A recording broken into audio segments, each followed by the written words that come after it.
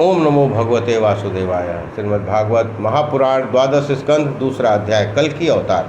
श्री सुखदेव जी बोले, हे राजा परीक्षित, इस प्रकार काल की कठोरता और धर्म के अभाव में जैसे क्षमा, धर्म, सत्य, दया, शौच आदि के नष्ट हो जाने से राजा और प्रजा भी नष्ट होते जाएंगे, कलयुग में वही लोग कुलीन, धार्मिक और गुणवान कहे जाएंगे जिनके पास धन होगा, और वही न्याय के व्यवस्थापक होगा जिनके पास बल होगा। विवाह का कारण पारस्परिक प्रेम और रति में कुशलता ही दाम्पत्य भाव का निर्वाह और व्यवहार करने में छल कपट करने वाले ही कुशल व्यक्ति समझे जाएंगे। ब्राह्मणों का केवल उनका यज्ञोपवीत ही ब्रह्मत्व का परिचायक होगा और दंड कमंडलू धारण ही संन्यास और ब्रह्मचर्य का निर्वाह करने वाला होगा, और आश्रम का परिवर्तन भी दंड कमंडलू द्वारा ही होगा। घूस द्वारा ही अभियोगों में विजय प्राप्त किया जाएगा। पांडित्य के लिए शास्त्र अध्ययन उतना परिचायक न होगा उनका जितना मनुष्य की वाचलता। दरिद्रता ही चोरी, अन्य गहरे अभियोगों की जननी होगी, और अधिक पाखंड ही सज्जनता का कारण होगा। वर कन्या की स्वीकृति पर ही विवाह की निर्भरता होगी, अन्य कृत्यों का कुछ मूल्य न होगा। साबुन लगाकर स्नान करना ही आभूषण समझा जाएगा, और दूर के प्रदेशों में जाकर जल ले आना ही तीर्थ यात्रा समझी जाएगी। माता पिता, गुरुजी अपने निकटवर्ती हैं, उनकी अवहेलना की जाएगी। केसों को सजाना ही सुंदरता मानी जाएगी। अपना पेट भरना ही स्वार्थ होगा। धृष्टतापूर्वक बोलना ही सत्य का परिचायक होगा। अपने परिवार का पालन कर लेना ही चतुरता समझी जाएगी। अपने यश को फैलाने के लिए ही धर्माचरण किया जाएगा। जिस प्रकार दुष्ट प्रजाओं से यह भूमंडल व्याप्त हो जाएगा, ब्राह्मण, क्षत्रिय, वैश्यों में जो बलवान होगा वही शासक होगा। लोभी राजा और डाकुओं से प्रजाओं को दुख मिलेगा। ये लोग प्रजाओं की स्त्री, लड़की और धन का अपहरण करेंगे।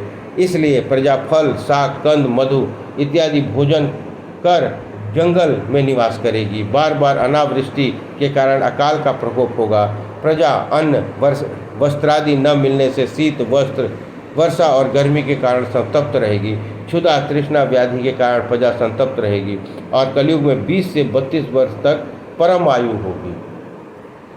कली के प्रभाव से मनुष्य शरीर अल्पाकार होगा और वर्णाश्रम धर्म नष्ट हो जाएगा। इस प्रकार सब धर्म पाखंडपूर्ण हो जाएंगे। जब डाकुओं का साम्राज्य हो जाएगा, तब मनुष्य चोरी, झूठ, अहिंसा में निरंत हो जाएंगे। जब सभी वर्ण शूद्र के समान हो जाएंगे, गायें जब बकरियों के सदृश हो जाएंगी, आश्रम जब गृह के समान हो जाएगा, ससुर साले लोग अपना संबंधी समझने लगेंगे, और औषधियों का गुण जब अल्प हो जाएगा, जब समी वृक्ष के समान ही सभी वृक्ष हो जाएंगे, मेघमंडल में केवल विद्युत का प्रकाश मात्र ही रह जाएगा, सबके घर धर्मादि से रहित हो जाएंगे, यानी गृहस्थ घर में आए तो अतिथि सत्कार से दूर हो जाएंगे, और जब घोर कलिकाल अपना प्रभाव प्रकट कर समाप्त हो जाएगा, तब धर्म रक्षक भगवान अपने अंशों से अवतरित होंगे। अखंड लोकनायक चराचरपति भगवान धर्म रक्षार साधुओं का मोक्ष प्रदान करने के लिए संबलपुर वासी विष्णु यश नामक ब्राह्मण के घर में कल की अवतार धारण करेंगे। शीघ्रगामी देवदत्त नामक घोड़े पर सवार होकर अष्टगुण और ऐश्वर्यों से युक्त भगवान दुष्टों को तलवार से यम सदन पहुंचाएंगे। सूर्य के सदृश कीर्तिमान भूत भावन भगवान उस शीघ्रगामी अश्व पर बैठकर राजाओं के वेश में छिपे हुए हजारों दस्युओं को मार गिराएंगे। डाकुओं का नष्ट हो जाने पर भगवान के शरीर में लगे हुए पुष्प चंदादि की सुगंधि से प्रजाओं का मन विमल हो जाएगा। निरंतर विमल मूर्ति भगवान का ध्यान करने से उनकी संतति उत्तरोत्तर वृद्धि को प्राप्त होगी। जिस समय धर्म रक्षार्थ भगवान अवतरित होंगे, उसी समय से कृत्युग भी पर्दापण करेगा। प्रजा भी सात्विक विचारों को ही जाएगी। जिस समय चंद्र, सूर्य, बृहस्पति पुष्य नक्षत्र पर एक ही साथ जाएंगे, उसी समय ये सब कार्य होंगे। हे राजन, सूर्यवंशी तथा चंद्रवंशी इन राजाओं का मैंने वर्णन किया है जो पहले हो चुके हैं। इस समय जो वर्तमान है और भविष्य में होने वाले हैं, आपके जन्म काल से लेकर नंद राजा पर्यंत कलयुग के 1115 वर्ष बीत जाएंगे। सप्तऋषियों के मध्य में पूर्व दिशा में पहले उदय होने वाले 2 नक्षत्र पुलह और क्रंतु दिखाई पड़ते हैं, जिनके मध्य में जो दक्षिणोत्तर रेखा है, उस रेखा के सम विभाग में स्थित अश्वनी आदि जो 27 नक्षत्र हैं उनमें से एक का आश्रय उनके सप्तऋषि मनुष्य के 100 वर्ष पर्यंत तक स्थित रहते हैं। वे ही सप्तऋषि इस समय मघा नक्षत्र पर हैं। यदुकुल कमल भगवान श्री कृष्णचंद्र जिस समय अपने परम धाम को पधारे उसी समय कलयुग ने भी प्रवेश किया। जिस युग में मनुष्यों की प्रवृत्ति पाप की ओर अग्रसर होती है, जब तक श्री कृष्णचंद्र संसार में वर्तमान है तब तक कलयुग का प्रभाव वहीं फैल सका। यद्यपि कली भगवान के रहते ही प्रविष्ट हो चुका था। सप्तऋषि जिस समय मघा नक्षत्र में थे उस समय संध्या और सध्यांश आदि देवताओं वर्ष गणना के अनुसार 1200 वर्ष तक भोग करने वाला कली प्रवेश कर चुका था।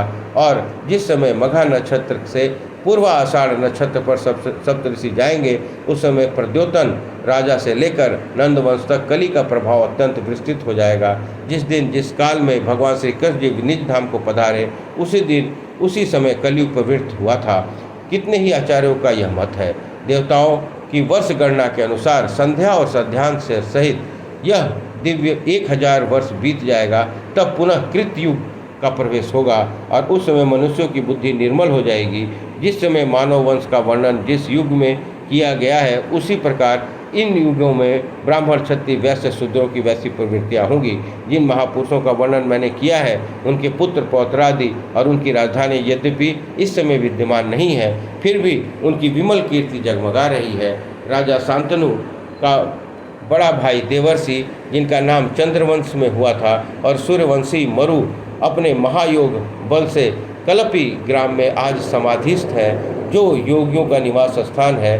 वे दोनों कली के अंत में भगवान वासुदेव की आज्ञा से पहले की तरह वर्ण और आश्रम धर्मों को फैलाएंगे। पहले कृतयुग, उसके बाद त्रेता, फिर द्वापर और उसके अंत में कलयुग। इन क्रम से सभी युग आते जाते रहते हैं और प्रत्येक युग के प्राणियों का आचार विचार भी वैसा हो जाता है। ये राजन, जिन लोगों का मैंने वर्णन किया है और जिनका वर्णन नहीं भी हुआ है, ये सभी पृथ्वी पर अपनी ममता बढ़ाकर अंत में इसको वहीं छोड़कर कराल काल के गाल में चले गए हैं। जिस शरीर को आज राजा कहते हैं वो कभी कृमि विष्ठा के रूप में परिणित हो जाता है। उस शरीर के लिए स्वार्थवश जो प्राणियों के से द्रोह करता है वह उसके वास्तविक तत्व को नहीं जानता, क्योंकि द्रोह करने से नरकगामी होना पड़ता है। कुछ अज्ञानी राज्य पाकर यह सोचने लगते हैं कि इस अखंड भूमि का मेरे पूर्वजनों ने किस प्रकार भोग किया है, इस प्रकार मैं कैसे कर रहा हूँ और मेरे बाद मेरे पुत्र आदि किस प्रकार से अधिकार करेंगे। इसलिए वे नाना प्रकार के प्रश्न किया करते हैं। जो पंच महाभूत विकारात्मक शरीर में आत्मा बुद्धि रखते हैं तथा इस पृथ्वी को अपनी समझते हैं, वे दोनों ही शरीर और पृथ्वी को खो बैठे। वे इस काल के वशीभूत होकर केवल अपनी कथा मात्र छोड़ गए हैं, केवल कथाओं में ही उनके नाम सुनाई पड़ते हैं। इस प्रकार श्रीमद् भागवत महापुराण 12 स्कंद 2 अध्याय संपन्न हुआ। बोलिए कृष्ण भगवान की जय।